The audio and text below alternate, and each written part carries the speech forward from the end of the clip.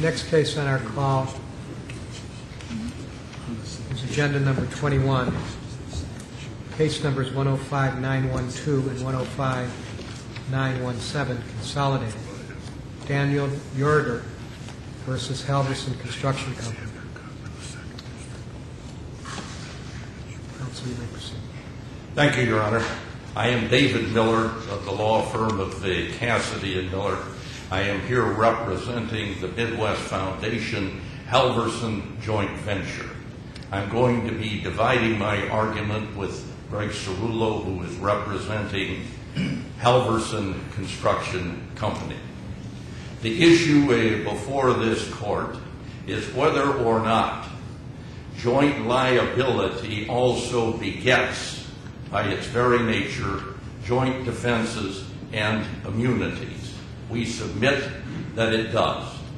As I indicated, I represent the joint venture, and I will state at the outset that the joint venture on this project, which was the rehabilitation of the McCluggage Bridge in Peoria, Illinois, paid all of the bills for the project, including payroll and also including payroll-related expenses, which would include the premiums for workers' compensation policies.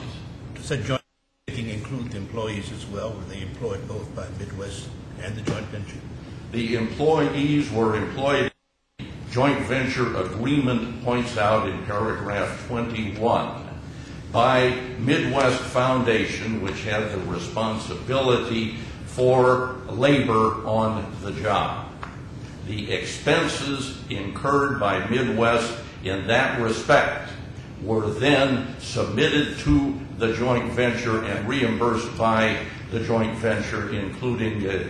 But I guess my question is, make a difference that the employees may not have been the employees of both.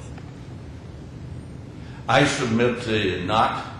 The only distinction here, and this gets us to the heart of the issue as to why joint exposure or joint liability also begets joint immunities, because by operation of law and by operation of the joint venture agreement itself, the joint venture was responsible for the payroll and all payroll-related expenditures, as was the co-joint venturer Halverson Construction Company.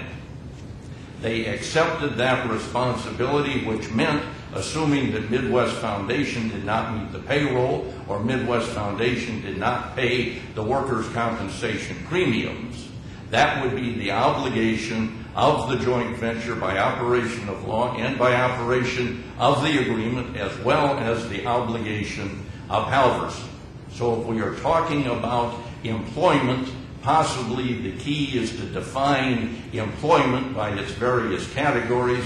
The only thing that the joint venture and Halverson didn't have was the right of supervision and control over those employees.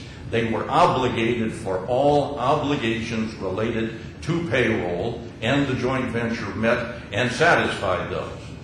Therefore, the joint venture actually paid the workers' compensation premiums for the workers' compensation benefits that were received by each of these employees. It was not only obligated in that regard, it satisfied that obligation. This case brings up... How did it satisfy that obligation? What did it do that satisfied that obligation? It wrote the checks to reimburse the workers' compensation premiums that were paid by Midwest Foundation. Was that before the accident or after the accident? Before. How long a period before? At the time, contemporaneously with the month in which the premium fell due and with the payroll date in which the payroll fell due. Multiple payments on a monthly basis. Now this brings me around to when we were all in law school and we were taking various courses on partnerships and corporations, what we refer to today by lumping together as business organizations. in a partnership, and I happen to practice law in one, and a joint venture is nothing but a partnership for a single purpose, all of the revenue comes to the partnership. All of the expenses come to the partnership. The partnership writes the checks, and at the end, you see whether there's a profit or a loss. In this case, the split was 60-40. So if there was a profit, 60% of the net after all of those expenses were paid would go to Midwest Foundation and 40% to Halverson. So you cannot have a partnership or a joint venture by their nature without also having the partnership or the joint venture receive all of the monies. And that is what the partnership agreement here says. That's what the uniform or the joint venture agreement, that's what the Uniform Partnership Act requires. And then at the same time, having the entity, the partnership or the joint venture, pay all of the expenses. And that's exactly what happened in this case. And the only testimony in the record is that of the CFO of the joint venture, who was also the chief financial operating officer of Midwest Foundation, saying that yes, the payroll expenses were submitted by Midwest Foundation to the joint venture and paid contemporaneously. At the same time, you have identical testimony from Steve Halverson of Halverson Construction Company. But if we want to get back a distance away from this, and if we are trying to evaluate whether we really had a joint venture or not, let me just put it this way. If there was no joint venture, and if the joint venture then wasn't responsible and didn't pay the bills, I don't have any business being here because there wasn't an entity. Instead of having two persons, as defined by the UPA, engaging jointly in a business for a profit, you would have Halverson doing its own thing and Midwest Foundation doing its own thing, and you wouldn't even have a joint venture. And since I'm representing the joint venture, I would be just as happy to be out on that basis. But the facts are, and the record and the law requires the interpretation of those facts to be that you had here a joint venture, which means that equivalent to a partnership, because this court decided in Smith versus Metropolitan Sanitary District that a joint venture is a partnership for a single purpose. You have common liability and joint and several exposure, which means that the obligations of any of the three, if we have the joint venture up here at the top, we got Midwest Foundation on the left, we got Halverson on the right, their liabilities are identical. Each can be sued for the obligations incurred by or on behalf of the other. The Uniform Partnership Act, consistent with Section 21 of the Joint Venture Agreement, says specifically that where one of the partners or one of the joint venturers incurs expenses, here payroll expenses, those are the obligation of and will be paid by the joint venture or by the partnership. We have here a lawsuit in which it is recognized that the workers' compensation benefits were paid and are being received by these employees, who have nonetheless turned around and sued the joint venture that ultimately paid the workers' compensation premiums and ultimately met the payroll expenses. Counsel, if we agree with your position, should this case be remanded for further evidence on the issue of whether the parties abided by the terms of the joint venture agreement and reimbursed Midwest for the workers' compensation payments? Is that necessary? I don't believe there is any to a remand because the record, and I pointed out the testimony and the only evidence in the record is that these reimbursements were in fact made, and that was brought to the attention of the 3rd District Appellate Court in our brief with citations to the testimony in the record of Steve Halverson and Barry Roman of Midwest Foundation Company, and Steve Halverson of Halverson Construction Company. Plus the fact you have the agreement itself and you have the law, and you've got to make a stretch of imagination to say that the agreement was not performed or that the law did not apply.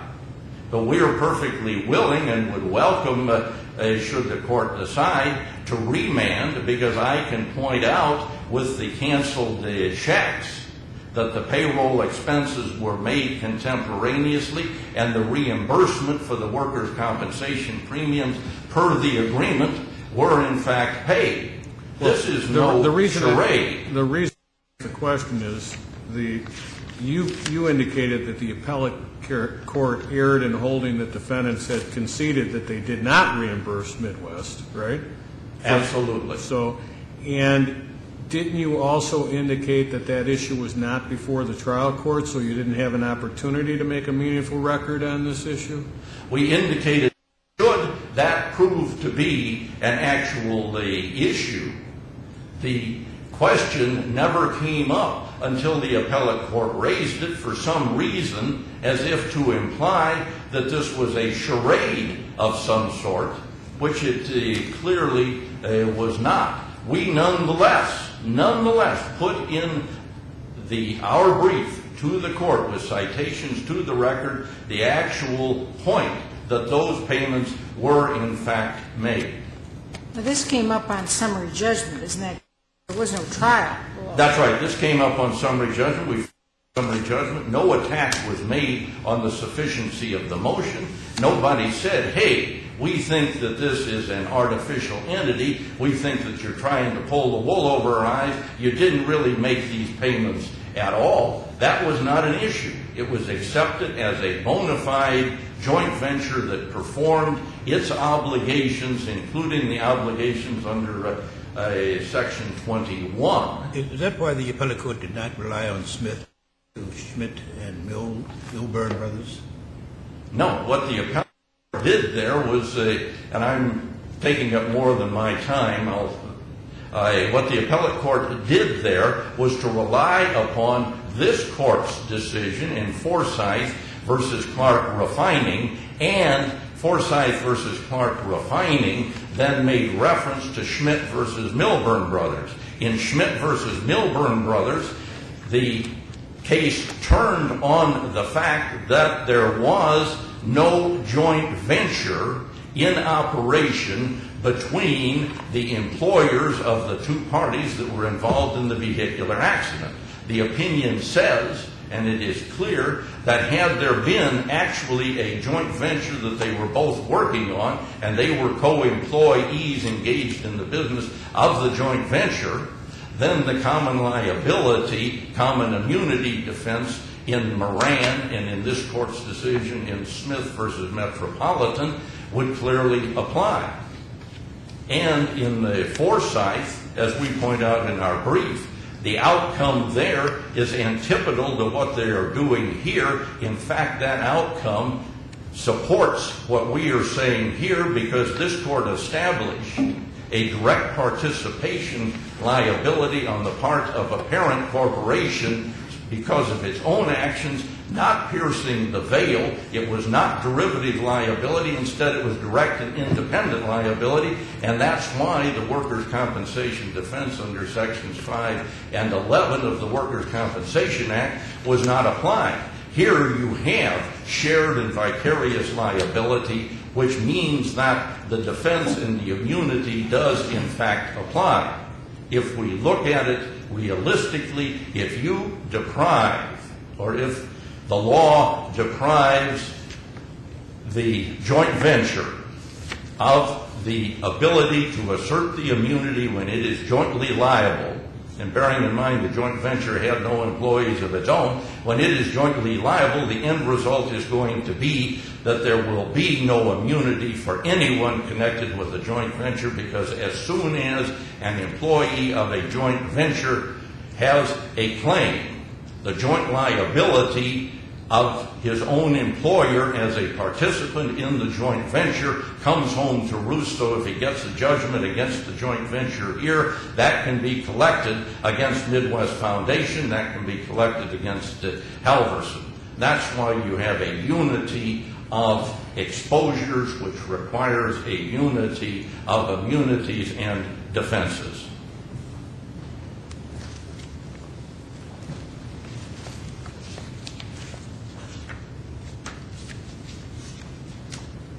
May it please the court, counsel. I'm Greg Cerullo. I'm counsel for Halverson Construction Company in this matter. I'm glad to entertain any questions that you may have in your mind, because this has moved along rather rapidly. But Halverson's role, as I'm sure you could tell from the briefs, was of a joint venturer. They were one of the constituent joint venturers, Midwest Foundation and Halverson. Halverson's role on the project was, for all intents and purposes, defined by the joint venture agreement. It's the joint venture agreement that I believe is the real source of the legal arguments that we're making here before you today.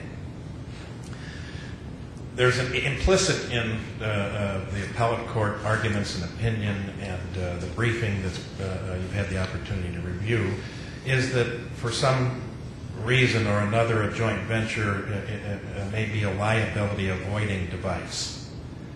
I need to put that to rest, and I think as quickly as I possibly can. The joint venture in a situation like this, where you have two companies involved in the road construction business, these companies are required, if they are going to ever have the opportunity to bid on large-scale projects like the McCluggage Bridge project, neither of them in and of themselves with their own assets have the ability to bond to satisfy the government. So they must bond, if you will, in another way through a joint venture, so that they can at least compete and bid against the Walsh Constructions of the world, the very large construction contractors. So at the outset, the joint venture has as its purpose the ability of businesses to engage in commerce, to involve themselves in very significant construction projects managed by, ultimately, the Illinois Department of Transportation. This joint venture agreement, the operative paragraph for the legal analysis, I think, again, is paragraph 21. And that is the aspect of the joint venture agreement that spells out the responsibilities as between Halverson and Midwest Foundation, and ultimately the joint venture, for the payment of all payroll taxes, fringes, and other employee expenses, including but not limited to the establishment of workers' compensation insurance and the payment of all premiums therefor. And what you have is a device whereby the joint venture is able to enter into the contract with IDOT to complete the project. The funds flow from IDOT to the joint venture. The joint venturers submit their claims for the costs that they've incurred and ask that the joint venture reimburse them. The joint venture then reimburses them. If there's any profit, it's split according to the joint venture agreement, in this case 60% to Midwest, 40% to Halverson. If there's a loss, they bear the loss in the same manner. Because it's a joint venture, if there's an outstanding liability, and since the law in Illinois treats joint venturers as partners, if there's a liability, then the liability is coextensive. And by that I mean to say Midwest Foundation shall be liable for all liabilities. Halverson shall be liable for all liabilities. The joint venture shall be liable for all liabilities. All three entities are there to satisfy the call from those that say we are owed something from this. It's that premise or that legal relationship that I read to have been at the heart of the Smith case and the Moran case. And what those cases held, as I read them, is that under that circumstance, where you have the coextensive liability, there is also another side. And the other side of it is a simple premise, again, of partnership law. What defenses one partner has, he may assert if he's being called upon to answer for another partner's obligation. Mr. Cirillo, your time is up. Oh, Thank you for your argument. I apologize.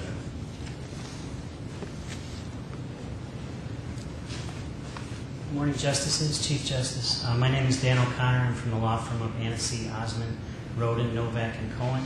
I represent four of the plaintiffs here, Mr. Yeager, Mr. Folks, Mr. Folks' estate, Mr. Bill, and Mr. McCombs. A couple of things that I wanted to address just briefly in response to Mr. Miller.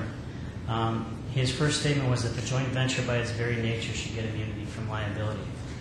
I don't think everybody in this state would agree with that. I think everybody would want a joint venture card because apparently that's a get-out-free card. Mr. Miller had said that the joint venture had paid the bills. In fact, the joint venture agreement in paragraph 21 says it is the full and complete responsibility of Midwest to in fact pay the workers' compensation bills.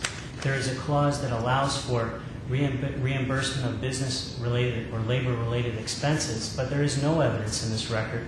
In the testimony of Mr. Halverson and the gentleman from Midwest included, there is nothing in any of that testimony that specifically says that a workers' compensation premium or anything related to a workers' compensation benefit was in fact reimbursed by the joint venture. The fact that they submit periodic Would this payments... case benefit from a Would it benefit? Yeah, on that factual issue? I think it would certainly clear up the record, but the fact that there is nothing in the record at this point that there was in fact a workers' compensation payment. I don't believe you can come to the Supreme Court. In the record that there was a worker compensation payment? There is nothing in the record that says that the joint venture paid a check specifically for a workers' compensation premium reimbursement. Nothing. And to come to the Supreme Court and say, I can show you a canceled check when it's not in the record, I don't believe is appropriate. The fact is there was a motion for summary judgment brought in this case. It was the burden of the movement to show that there is a matter of law. They are clear and free from doubt. There is no question of fact that they are entitled to summary judgment. But them to issue several checks covering each of the number of things that they could have been billed for by their joint venture. Well, I think if they're billed for, the bill should reflect what it's for. The bill should, but not the check. One, Your Honor, would show the fact that there was a reimbursement. The fact is the record is devoid of either. These gentlemen coming in, they attempt to say, here's how a joint venture should work. That's terrific, but it doesn't mean that that's how this joint venture worked.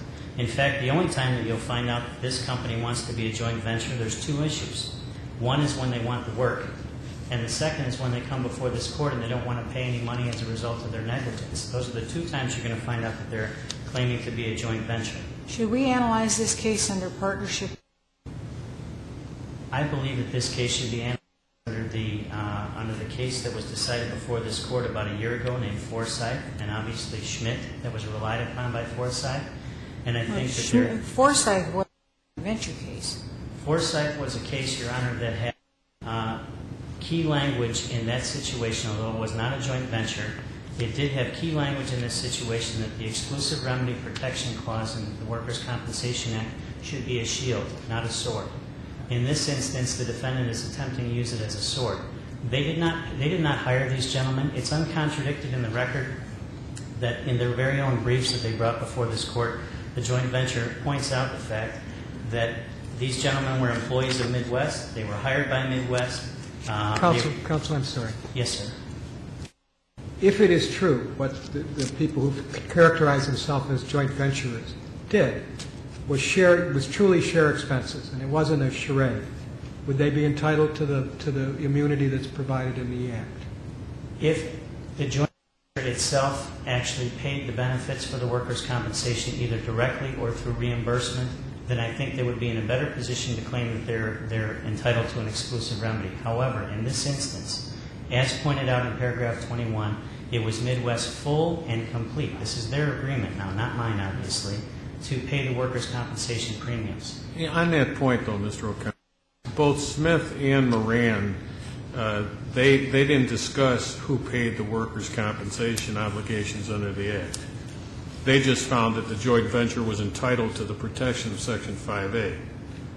So is that a red herring? I know that you point to Forsyth and Schmidt, but I believe that Justice Carmen's right. Those cases didn't involve joint ventures. So isn't That's Moran correct. and Smith a little bit closer to what we have here? Well, Moran misinterpreted Smith.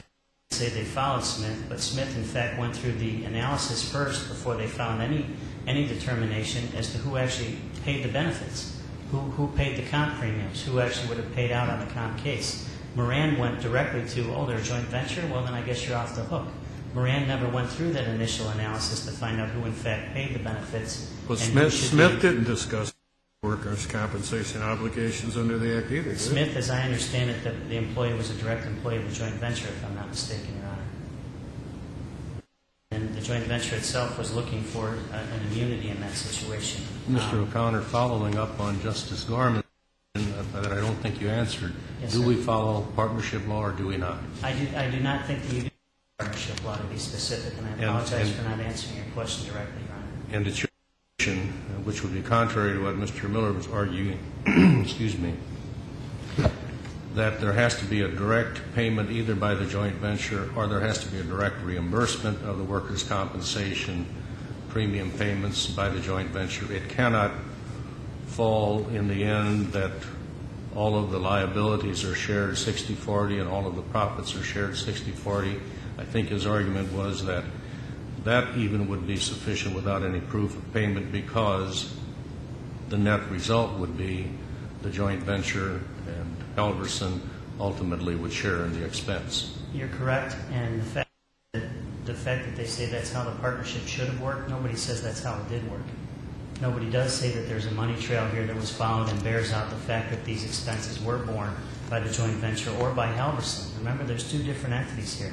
Halverson did nothing whatsoever to provide anything for these individuals in the form of compensation or workers' compensation benefits. So, Mr. O'Connor, if we disagree with your legal position, are you insisting that remand is necessary to flush out some of the facts, whether the joint venture agreement was being abided by? If the choices were, Your Honor, we win today, obviously, or we get to fight about it, I will live to fight another day. But and I'm not being facetious, but the fact is, on this record, we should win today.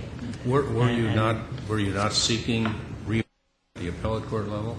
I was seeking, no, sir, I don't believe we were seeking to win at that point, and we did. And I think the third district did exactly what was appropriate. What these defendants want to do, they don't want to have an exclusive remedy. They want to have no remedy. If they didn't pay any benefits or they didn't take the obligations under the compact as the employer, yet they get the shield of the employer, where is the justice there? What is the public service? What is the public policy that is served there? I would suggest to you that if that is the message of this court, that people do not have to pay the benefits that an employer would normally pay and bear those obligations, yet they get the benefit of not having any liability, it would lead to general contractors teaming up with all their subs as a joint venture. They can send all their safety guys on vacation because there's really no burden on them to ensure a safe job site, ever. Because now they're a joint venture, why do they have to worry about policing a job site or making sure somebody's safe or worry about carelessness on the job? In fact, they could negligently walk along the building and knock guys off the roof and never have any liability because they're a joint venture. That clearly cannot be the message of this court. But if they have to share expenses and liabilities, it's not likely they're going to do that, is it?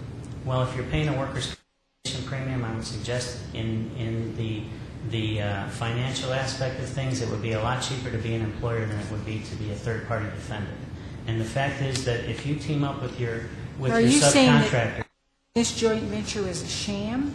Or are you in my saying... opinion, this joint venture was 2 reasons. 1, to get a contract that they could not otherwise get to earn money, and 2, to come before this court and not pay any money.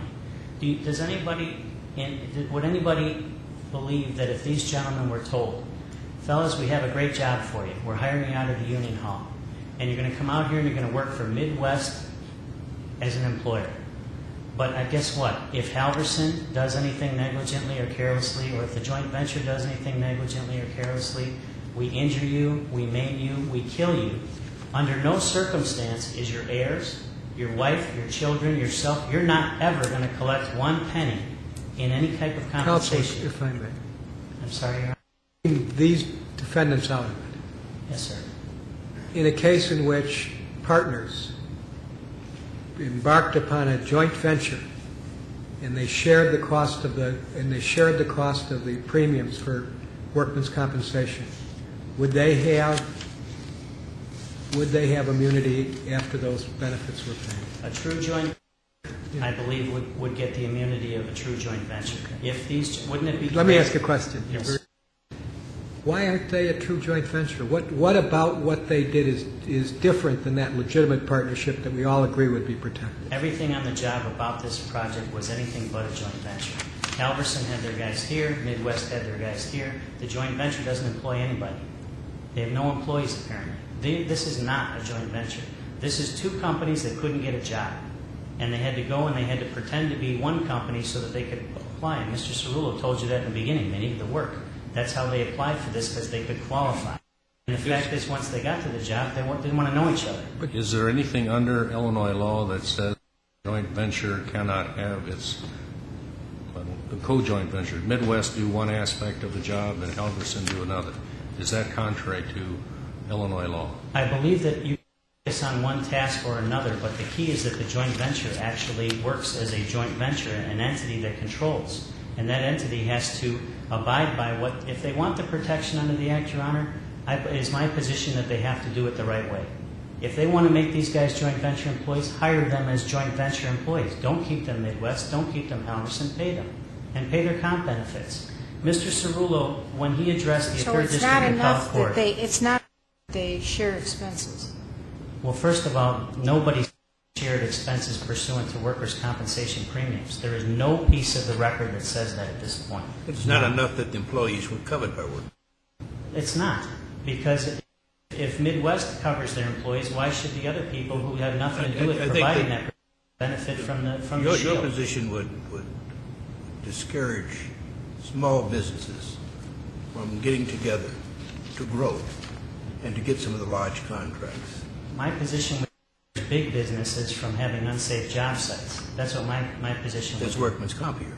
This is a workers' compensation situation. There's workman's comp coverage in this incident. This is not a workers' compensation case that brings us before Your Honor's courtroom. This is a third-party liability case where somebody wants to pretend to be the employer so they can say, we paid the benefits, when in fact they did not.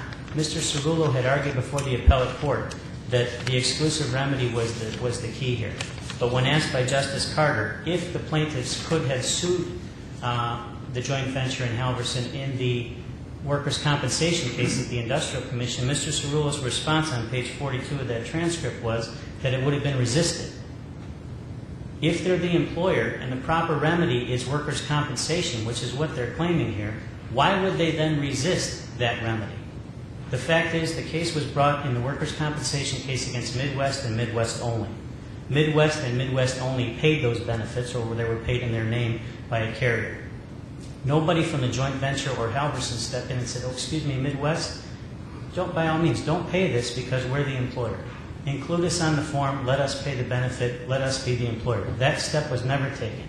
But to say to the appellate court that you would have resisted that, their attorney would exist what they claim to be the exclusive remedy, that tells me one thing. They want it both ways. Go to the exclusive remedy that, by the way, we would have resisted, but don't come over here and ask us for anything because you should have gone to the exclusive remedy that we would have resisted. They want it both ways here, and that's simply not the law. The law is that it's supposed to be a shield and not a sword. And a shield provides protection for those that have undertaken the obligation to deserve that protection of the shield. It doesn't provide a sword for those who do nothing to deserve the protection, to slash away the liabilities that they rightfully have. In this case, there's nobody coming in this courtroom saying that joint venture or Halverson did nothing wrong. There's nobody coming in to say, hey, we ran a safe job site. All they're saying is, please protect us because we are the employer. We don't have anything in the record that shows you we paid a check for premiums. In fact, we don't have testimony that says we paid a check for premiums. There's a question of fact here. And to bring it back to the beginning of how we got here. Halverson argues that the joint venture, which was in the record, provides that Midwest was initially responsible for payment of all payroll, workers' compensation, insurance premiums, but that Midwest was entitled to reimbursement from the joint venture and thus indirectly from Halverson. Midwest was responsible for full and complete dealing with the workers' compensation benefits. Would that somewhat know your problem with the fact that Halverson might initially fight the fact that they were responsible? Do I question why they? The fact is Midwest was responsible fully and completely by that contract to pay the benefits. They have a right to reimbursement basically at the discretion of the joint venture. That doesn't mean anybody paid it. So the fact that they have a right to reimbursement does not mean that it was completed. And the law, as I understand Forsyth and Schmidt, is that if somebody does pay the benefit, they get the protection of the statute. Yeah, this is an exception. This is a statute exception. Going back to the fact that there's other cases that don't even focus on who paid them. I understand it. I understand. You're rather compelling regarding pushing people off the roof. Do you remember that? I mean, couldn't you say the same thing about workers' compensation in general? You probably have. That it's not a complete remedy. It's not a complete remedy, and that's why there's third party. There's no whether joint suffering, ventures or not, disability. Joint ventures or not, that you're better off in that situation being an employer than a third party being sued because there's protections under the Act.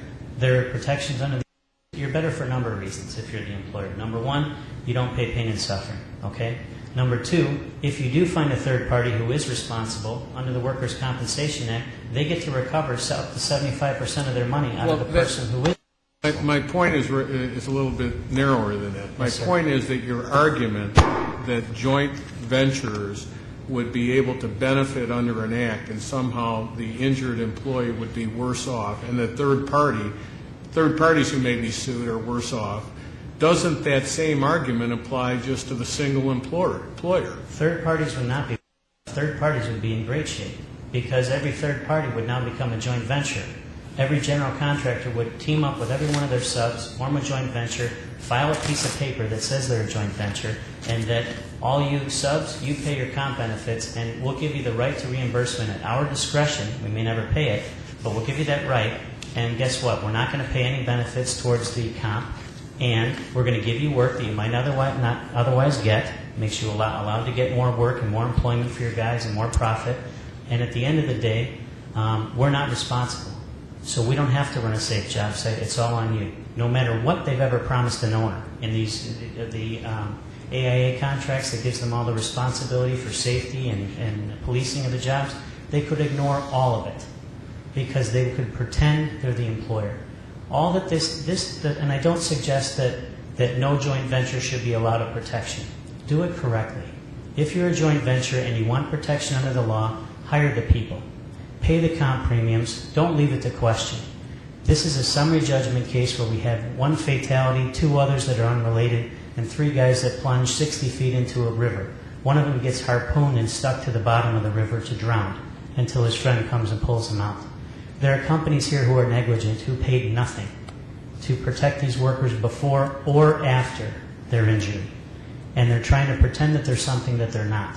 That should not be allowed, and it's my position that the public policy that this court would set would promote safe job sites, and it would still allow for people who do want to have the benefit of a joint venture to have this exclusive remedy if they simply take the steps to do it correctly and be honest. Mr. O'Connor. Yes, sir. Does your argument depend upon a belief that what you were faced with here was a sham by Halverson? Yes, in a great deal.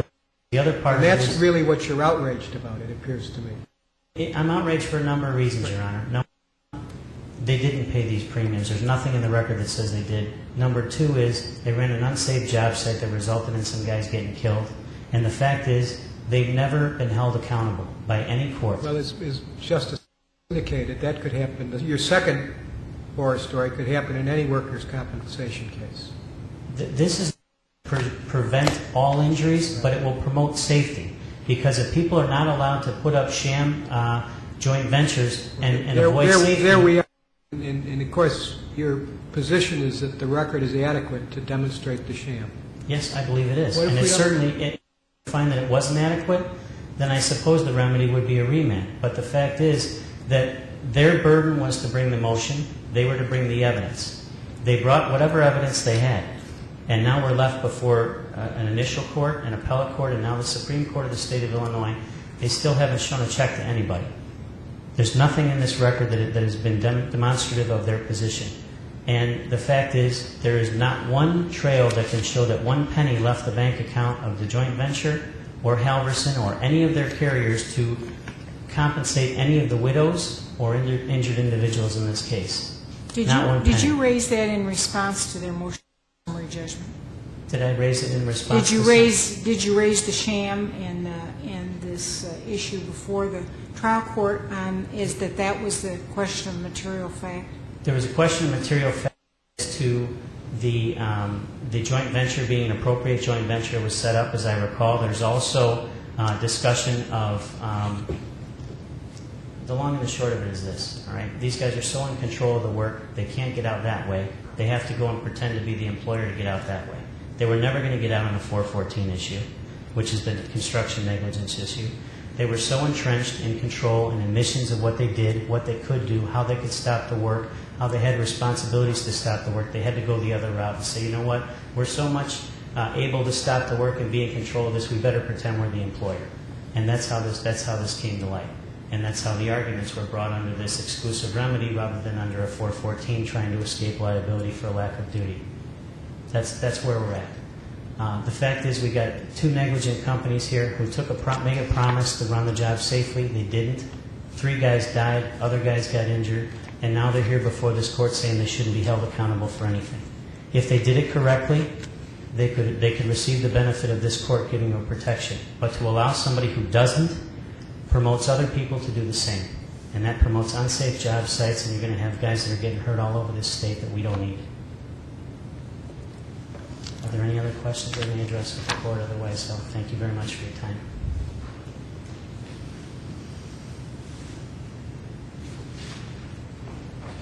This, in my opinion, was a non sequitur of an argument addressed going back. Let me say, we filed our motion for summary judgment based upon this court's decision in the Smith versus Metropolitan and the First District's decision in the Moran v. Gus K. Newberg. We showed that, and we did it by request to admit facts, that these employees of the Midwest Foundation were engaged in doing work on the joint venture project, and that they were injured and receiving workers' compensation benefits. We attached the joint venture agreement. There was no response to the motion that indicated that this was a sham, that this did not operate as a joint venture. There is no indication in the record anyplace that this joint venture did not operate as a true and legitimate joint venture. In fact, counsel makes the argument that these monies were not paid. They didn't raise the issue and say monies weren't paid, the payroll and the workers' compensation premiums weren't paid. The record shows that the testimony of Barry Roman and the joint venture would reimburse the companies for their wage and labor expenditure. That is correct. Wage and labor expenditure. Those reimbursements, which were required by Section 21 of the agreement and by Section 18B of the Uniform Partnership Act, according to this record, were actually made as if that were an issue that was before the trial court. It wasn't until we got to the appellate court that anybody said, well, were these payments actually made? The only indication in the record is what I just indicated, the testimony of Barry Roman and Steve Halverson. But we submit that the issue is not whether the payments were actually made. Go back to the premise of the Business Organizations 101. What did we all learn? If you want to shield yourself from liability, you use a corporate form. You don't use a partnership form. If you use a partnership or joint venture form, then by definition and by statute and by agreement, you are jointly and severally liable for all obligations. This isn't a device to shield the participants or members of a joint venture from liability. In fact, they have accepted liability because they are jointly and severally responsible for the payment of workers' compensation. In the event that any one of them doesn't pay, the others are in fact obligated to pay. If any of the creditors aren't paid, they're jointly and severally liable to pay the creditors. If any employees aren't paid, they're jointly and severally liable for the payroll. They have extended themselves by saying any obligation that's incurred or encountered in doing this joint venture product is the joint and several obligation of each of us. That is an expanse of liability and exposure, not a contraction of liability and exposure. Was a cross motion for judgment filed here? No. And when they as I indicated, they never raised anything other than saying this is a legitimate joint venture, but the joint venture shouldn't be entitled, and Halverson shouldn't be entitled to a summary judgment. The issue of who paid what never came up until it was raised sua sponte at the appellate court level. And I will conclude my remarks by saying there is no requirement that a joint venture employ everybody. That is a fiction of counsel's own making. But if we engage in what he just argued, that Midwest Foundation didn't control the project in that they didn't have any employees and therefore could not control the project, then the joint venture isn't a proper party defendant to begin with. To the contrary, this is a joint venture to be treated as a partnership with joint liability, and the end result is that if the joint venture or Halverson are held liable, whatever that liability is can be collected from any of the joint venturers, which would include the employer, so the immunity is vitiated in and of itself. I don't care if you or Mr. Cerullo answer this. I guess another just has a question. How do you address, for lack of a better term, the public policy argument made by counsel? Well, the public policy, to the extent of saying this is a contracture of liability, I point out this is an expansion of liability. Why? Because if workers' compensation benefits, let's say, aren't paid by Midwest Foundation, then Halverson is liable for them, as is the joint venture. So you get back and you look at the rationale behind the Workers' Compensation Act, as we do in our brief, and that is the exchange of an automatic exposure for any injuries arising out of or in the course of employment without fault. And that is what each of these parties have agreed to do. They have expanded the workers' compensation base. Each of them is obligated for all of those benefits. He's arguing that there is a fortuity someplace, that somebody's going to have an accidental injury that will result in a recovery in excess of the amount of workers' compensation.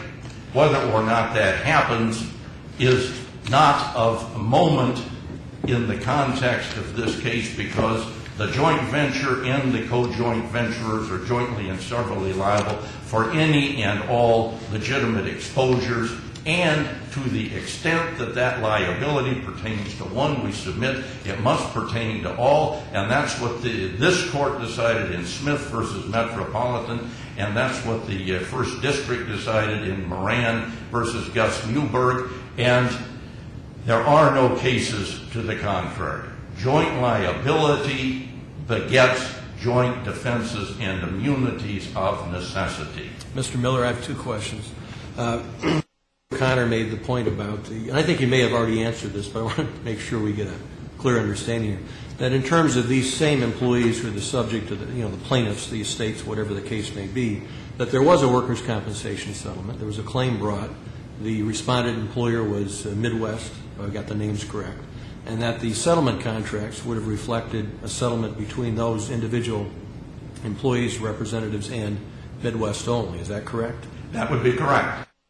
And under your theory, though, I think you have to be named on those settlement contracts to have the compensation. Absolutely not, because what you're looking at is ultimate liability and who's going to pay it. So you run all expenses through the joint venture, and that would take into account the workers' compensation premiums, which resulted in the payment of the workers' compensation claims that came out on the settlement contract. And my second question is really twofold.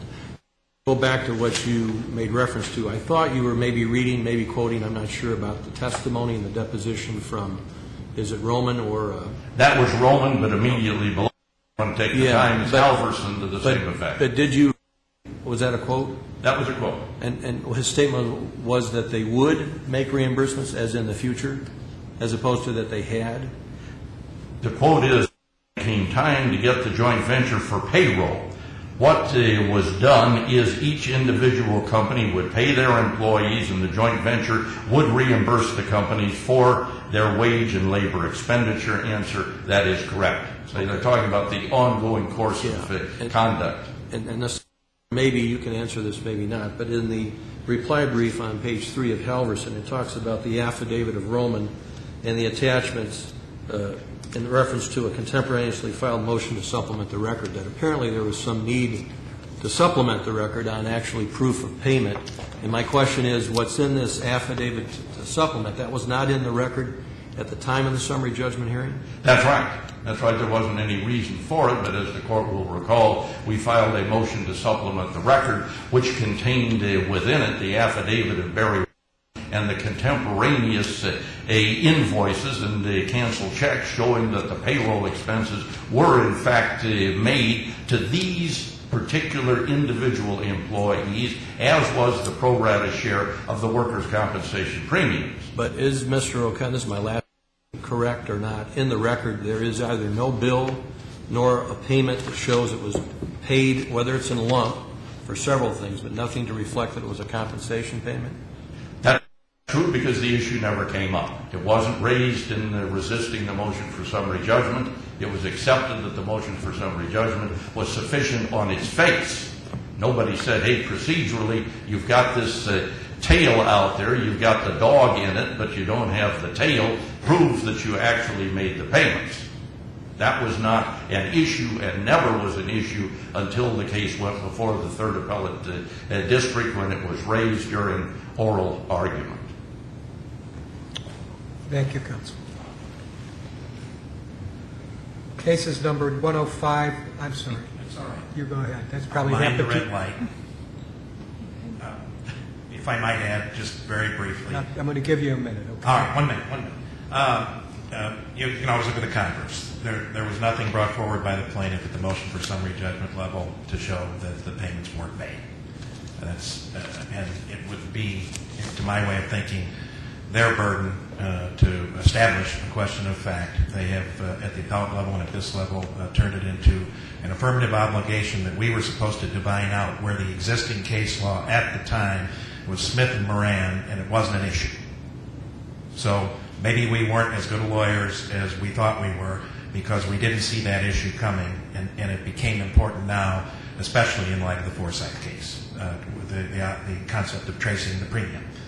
I don't know whether there's any import that this court will attach to comments of a response I made to a question to Judge Carter, but I will very quickly. Judge Carter asked me, could Halverson have been sued by the injured employees in the Industrial Commission? My response verbatim was, I don't know. They didn't try.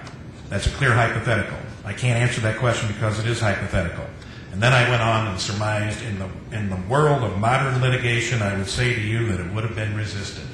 Knowing how litigious, knowing how contentious the litigation world is. But the appropriate and proper response is, had they done that, it would have been proper to tender them to the Midwest Foundation people who were their employers and go through that process of the benefits. And then if the benefits remained unpaid after an award, recover them from the joint venture, recover them from Halverson, because by gosh and by golly, Halverson had the coextensive liability in the end for those. I went more than a minute. I apologize. Thank you, Counsel. Thank you. Cases number 105912 and 105917, consolidated, will be taken under advisement as agenda number 21. Court will now stand adjourned until tomorrow afternoon at 1 p.m., at which time we will convene in the historic appellate courthouse in Mount Vernon, Illinois.